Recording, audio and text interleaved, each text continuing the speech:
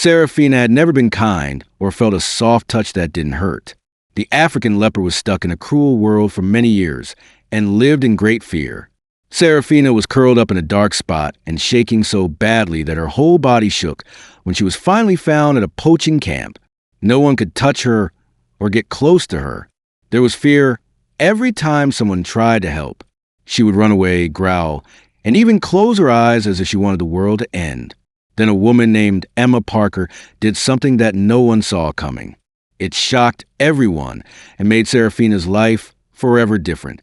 Emma parked her car in the lot of the Second Chance Wildlife Rehabilitation Center and got out into the cool morning air.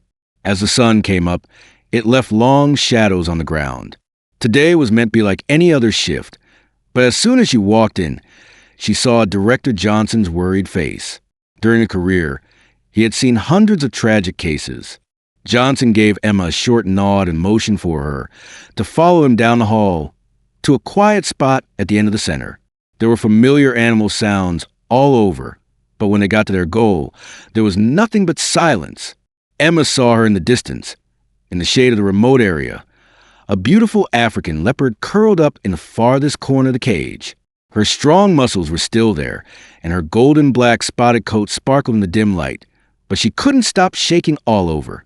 She had her head slouched so far down that it looked like she was trying to hide herself. Her ears were flat against her head. Emma felt her chest get tight. The leopard's eyes and body language told her right away that this wasn't a normal case. Saraphina wasn't just a wild leopard that was caught. She was also a victim of cruel abuse. She was locked up in a small, dirty cage and was touched in ways that hurt her every time. Emma knew Saraphina wasn't just scared because she saw how she hid, shook, and avoided eye contact. She was showing signs of a broken heart. After a short conversation about how sick the leopard was and how people were trying in vain to get close to her, Emma did something she hadn't planned. She did not use normal ways, but instead sat down slowly on the floor in front of Saraphina's cage. She was just sitting there, with no words, no approach, and no move to touch her. There was surprise on Johnson's face, but Emma didn't care. She only paid attention to Saraphina and fully believed in her way. She would do it all day if it meant sitting there. Emma stayed, but Saraphina didn't move, look at Emma, or do anything else. It was the same after minutes, an hour, and 2 hours. Saraphina stayed curled up in her corner, her body tense and her whole world filled with fear. She knew that trust was the first thing that would help her get better. So Emma wasn't going anywhere. She was ready to wait. Emma sat on the cold floor of the shelter with her legs folded under her and her hands lightly on her knees. It had been hours since she first stood in front of Saraphina's cage, but she hadn't moved much. Every day at the rescue center, workers came and went, dogs were walked, and people looking to adopt went through. But Emma didn't care about any of that. She kept her attention on the shaking leopard that was huddled in the farthest corner of her cage. She had still not moved. Saraphina, in the dim light, her golden black coat shone as she curled up on herself. She had her head bowed so low that her nose almost touched the ground. She was strong, but her body was shaking like a leaf in the wind. It was like an earthquake of fear that wouldn't stop. Emma didn't notice one change right away, though. Saraphina's ears were no longer pressed flat against her head. Even though they were still low and wary, there was a hint of something else, awareness. She knew Emma was there. Johnson walked by several times, and it was clear that he was skeptical. Emma didn't mind, though. Saraphina's ears started to twitch again right then, so she didn't fight or have to explain. Emma saw it even though it was hard to see. She knew what it meant. Emma's whole mind was on the weak and scared person in front of her. Time went by. She stuck with it. There was a wait for her. Other animals sometimes made noises that could be heard throughout the shelter. Every time, Saraphina's flinching got worse and her shaking got worse. She closed her eyes tight as if she were trying to melt away, but she never moved away from Emma. That was progress in and of itself. Emma might be able to handle that. The room became quiet again after what seemed like an age, with only the distant clatter of metal bowls or the faint sound of wind outside. Emma carefully let out a slow breath and then made her first move. She reached into her coat pocket in silence and took out a small piece of cooked meat. It smelled like hell. The tip of Saraphina's nose moved. Emma put the food just a few feet away from Saraphina, not too close or too far. She wanted her to move toward Emma if she really wanted it. And then she waited. Saraphina stood still for a long time. Emma kept her stance loose and her breathing slow. She didn't want to make the leopard stop. She wouldn't be the first to talk to him. Saraphina had to make this choice. 5 more minutes, then 10. After that, the first miracle took place. At first, it was hard to notice. Saraphina's front paw moved a little and her nose twitched. She was still shaking, but she was taking a deep breath. She didn't breathe. Then Saraphina slowly moved forward, so slowly that it seemed like time had stopped. It was so small. Only one paw moved, pulling the animal closer by an inch. Emma felt her chest tighten with feeling, but she didn't say anything. She didn't move. If the cat heard a sound, she might hide herself again. 1 more inch. For a split second, Saraphina's eyes looked up. When they looked at each other the first time, Emma felt something deep inside her that was hiding beneath the fear. A question. It was like a whisper in her broken heart. "Can I trust you?" Emma did not have a word to say. She didn't do anything. She just stood there. Finally, Saraphina took another shaky step forward. She put her nose down and got closer to the small piece of meat on the ground. After another moment of doubt and silence, she grabbed it and ran back to her corner. Emma could feel tears in her eyes, and she clenched her hands together in her lap. There wasn't much trust, but today was the first time in Saraphina's life that she chose to get closer to a person, and that was all that mattered. She got to the shelter before anyone else the next morning. Through the foggy windows, the sun had just started to rise, giving the room a dim golden glow. The only sound in the halls was the occasional rustling of animals moving around in their cages. Emily took a deep breath and then walked down the hall. Today was different. She didn't just hope for improvement today. She was ready for it. Saraphina made a choice yesterday. No matter how small the step was, she had moved toward her. It had meaning. She could feel her heart beating faster as she got closer to the leopard's pen. Was Saraphina still hunched over in the corner, shaking like she was before, or had something changed? Emma froze when she got to the cage. Saraphina was looking at her. She wasn't running away or shaking fiercely. She was just looking. Emma's heart got tight with feeling. She sank slowly to the floor, getting into the same exact position she was in yesterday. Saraphina did not move. That was progress in and of itself. She didn't run away, and her ears twitched toward Emma. It was the beginning of something. Emma let out a sigh and collected her feelings before carefully reaching into her coat pocket. She took out another little piece of meat and put it in the middle of them. Saraphina had taken almost an hour to move toward her yesterday. Today, she only thought about it for a minute. Her nose twitched and her fur sparkled in the light. She took a step forward, first with one paw and then with the other. She wasn't frozen anymore, but her whole body was still tense and unsure. She was moving. Emma forgot to breathe. She didn't move. Saraphina put her head down. It looked like she might run away again for a moment. Then she took the food, but not quickly or out of fear. She did it after giving it some thought. Emma took a deep breath and tried to stay still for as long as she could. Then, slowly, she raised her hand as a request. Saraphina went cold. She still had the meat in her mouth. She looked back and forth between Emma's raised hand and the ground. Things didn't happen for a long time. That's when Emma got the gift she was hoping for. Saraphina reached out and grabbed her hand. There was only a tiny bit more than an inch, but it was just enough for Emma's fingers to touch her whiskers. Emma took a deep breath. She didn't move away. She didn't move. Then Saraphina took a step back, just as quickly as she had come close. Today, Saraphina had chosen to talk to Emma, and that meant the world to her. Emma didn't let sadness set in. She felt her ears twitch when she heard Emma's soft breath. She then wagged her tail for the very first time. It was so small and unclear that it was hard to notice. She saw it, though, and felt hope for the first time since meeting Saraphina. This was just the start.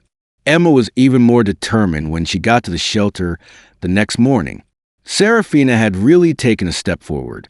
And as she thought about what happened last night, she kept coming back to that tiny flicker of movement, her tail moving. It was very small and hard to spot, but it meant the world. As she got closer to the leopard's pen, she noticed another change right away. Saraphina had already seen her coming. She wasn't curled up in a corner and wasn't shaking so badly anymore. No longer were her ears pressed against her head, but they were awake and listening. Emily's heart grew bigger. She sat down on the floor, where she usually does. Saraphina did not move. That was progress in and of itself. With care, she put the second small piece of meat between them after taking it out of her pocket. This time, Saraphina paused for a short time and then took a few slow, careful steps forward, one after the other. Emma did not move. Her body was calm and her breathing was steady. Saraphina's nose moved as she looked at the food. She almost grabbed it and ran away. But this time she looked at Emma's hand instead. It was a test of faith, a question that was not said. Emma took a deep breath, carefully and slowly. She raised her hand as if to invite. Saraphina went cold. Emma could almost see the fight going on in her mind. Fear versus interest. She did nothing for a long time. After that, she made her choice. Saraphina sat up straight. The tips of her whiskers touched Emma's fingers. She didn't breathe. Then the miracle she had been waiting for happened. Emma felt Saraphina's nose in her palm. It wasn't by accident or because she had to. She did it because she wanted to. She could feel tears in her eyes. She did not move and let Saraphina lead. After taking another step, Saraphina dropped her head a little and touched Emma's skin with her muzzle. Emma's heart was racing. Her fingers moved slowly and gently as she brushed them against Saraphina's fur. The cat jumped for a second, but it didn't move. Emma's fingers went over her nose just barely, but it was enough for her to know that something was wrong. It wasn't pain. This wasn't mean. This was nice. Saraphina let a person touch her for the first time in her life, and Emma knew there was no going back now. Amy got to the shelter before dawn the next morning. Outside, there was still a thin film of frost on everything. The air was cold. There was only a light, rustling sound coming from animals moving around in their cages as they woke up. She was focused on Saraphina, though, and not on the other animals. She let Emma touch her for the first time yesterday. She decided to trust a person, even if it was only for a short time. Would today be another step forward, or would her fear make her go backwards again? As she got closer to Saraphina's room, she felt her heart beat faster as she walked through the halls. She gasped when she saw her. Saraphina was not pushed all the way to the back corner. She was still tense, but not scared as she waited. Her green-gold eyes were fixed on Emma, and her ears were half up. She looked forward to seeing her. Emma sucked down the lump in her throat, the same way she did every day. She slowly fell to the floor. Saraphina did not move. That was a win in and of itself. She took out another small piece of meat from her coat pocket. She held it in her open hand this time instead of putting it between them. A test. Would she take it? The tip of Saraphina's nose moved. Even though she wasn't shaking, her body was still tense. First she looked at the food, then at Emma's hand. In her mind, she saw another fight. Fear versus trust. She didn't move for a long time. She then moved forward very slowly, first one hand and the other. Emma did not move at all. Saraphina put her head down. Emma's fingers felt her nose, and she took the food without being scared or panicked. Emma quickly blinked, trying to hold back the feeling that was building up in her chest. This was real growth. Saraphina chose to believe her. What Saraphina did next was even stranger, though. She bowed her head and put it gently in Emma's open hand. A choice, an answer, and trust that wasn't pushed or asked for, but freely given. She took a slow, shaky breath out. Saraphina flicked her tail a little, and she didn't pull away for the first time. She still thought about the past, but today she had taken the biggest step forward, and Emma knew she was ready for more. Emma pulled into the parking lot of the shelter in the early morning. The air was cool. Today was different. She had been coming to Saraphina's cage for weeks, sitting on the cold concrete floor and waiting for her to trust her. Just by taking food from her hand and stepping forward yesterday, she picked her. She also pressed her head into Emma's palm. It was the first time Seraphina had actively looked for someone to comfort her.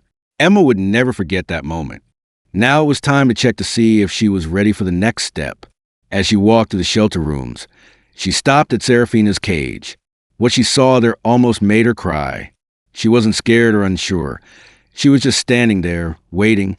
Her eyes met Emma's without her flinching or ducking into a corner. It was just recognition. Emma's throat got tight, but she didn't let her feelings get the best of her. She did something new instead. She carefully, slowly, and without pushing open the door to the cage, Seraphina tightened up, but she didn't run. She watched with her ears perked up a little. She was alert, but not scared. Emma got down on her knees and held out her hand again, this time with the palm facing up. "Seraphina, would you come out?" Seraphina didn't move for a long time. Emma did not urge her or push her. She was patient as always as she waited. This is what Seraphina did next that made everyone in the shelter jump. She took a step forward, past the invisible line that had kept her frozen in fear for so long, past the area where she had shook with fear for days. Then she stopped as she took a step toward Emma. She pressed her head against Emma's chest, and her nose twitched. Emma took a shaky breath and wrapped her arms around the leopard, who fell into her arms. Seraphina felt safe for the first time in her life. She had formed a bond. She knew it was real this time because she had picked it. In the weeks that followed, Seraphina changed in amazing ways. She stopped shaking. She didn't think twice about taking food right from Emma's hand. She even let other staff members come up to her, but they were still careful. She knew this was only the first step, though. There was no place for Seraphina in an iron cage. Her home was in the wild, where she could run free and be herself, even when she was loved. Emma called a meeting of the management and told them about her plan to let Seraphina go back into the wild. At first, there was a lot of resistance. Too many people had made Seraphina too used to them. It's possible that she had forgotten how to hunt. In the wild, she could be in danger. She was firm, though. She didn't save Seraphina just to lock her up for good. She saved her so that she could be free and wild like she was meant to be. They finally came up with a plan. Seraphina would be taken to a rural part of Otoshia National Park, where there were leopards living naturally and not many people. A GPS tag would be put on her so that her progress could be tracked, and she would be retrained in hunting skills before she was let go.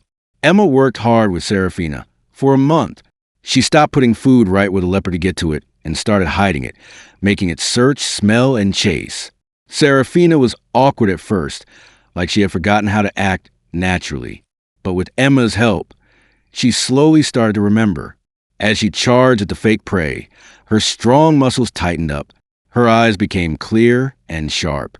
She got stronger, more sure of herself, and more ready every day. The day Seraphina was finally set free finally came. During the long trip to the release spot, Emma sat next to the transport cage. It was easy and painless to put on the GPS collar. Seraphina lay still and looked at Emma every once in a while with eyes that were no longer filled with fear. When they got there, Emma felt a strange mix of sadness and happiness in her chest. It made her sad to say goodbye to the animal she had cared for so much, but it made her happy to know that Seraphina would be able to live the free and wild life she earned. The transport cage was set down on the ground, with the door looking out into the endless grass area. Emma got down on her knees next to it and looked one last time into Seraphina's eyes. Without a question, those eyes no longer showed fear. Instead, they showed calm, strength, and maybe even gratitude. Emma opened the door to the cage. Seraphina didn't leave right away. She slowly walked outside with her head held high and her nose in the fresh air. She looked around, taking a cautious but interested look at her surroundings. After that, she took one last look at Emma. At that time, there was a deep connection between the person and the animal. They understood each other without words, and they didn't need to say goodbye. After that, Seraphina turned around and left. At first, she moved slowly and carefully, but with each step, she seemed to remember who she really was. She took stronger, faster steps, and then, in a pure moment of freedom, she broke into a run. Emma just stood there with tears running down her face and watched Seraphina run off into the distance. Her golden black fur sparkled in the sun, and her strong body moved with a grace and strength that only truly free animals can have. Saraphina ran and ran until she was barely visible in the wide grassland. Then she was gone. She knew this wasn't the end, though. For Saraphina, this was the start of a new life, one without fear and freedom. After 6 months, Emma looked at the information from Saraphina's GPS tag in her small office at the rescue center. The leopard had not only lived, but was doing very well. She had made her own region, learned how to hunt well, and even become a leopard like the other cats in the area. And finally, Emma couldn't miss the moving pattern in the data. It was that of a mother leopard with her young cubs. Saraphina wasn't free of her chains just now. She had found a home. She was dying, which kept the cycle going for this rare African cat species. Emma smiled through tears as she pressed her hand against the screen. She was done with her job. Saraphina was now wild, free, and not afraid, just like she was meant to be. And just maybe, Emma thought, was there a part of Saraphina's cubs that still remembered the woman who taught her that not all people deserve pain? Emma had taught Saraphina to trust and be patient. Did that lesson still live in her? Emma would never know the answer, but she did know one thing. The moment Saraphina took the meat from her hand, the moment the leopard chose to trust, had changed her life forever. Because the hearts that have been hurt the most are sometimes the ones that can love the most fiercely. And sometimes, all that's needed to heal is a gentle touch and a lot of time. Feel free to like this video, subscribe to the channel, and share it with people who believe in second chances. Together, let's spread the message of love, patience, and hope.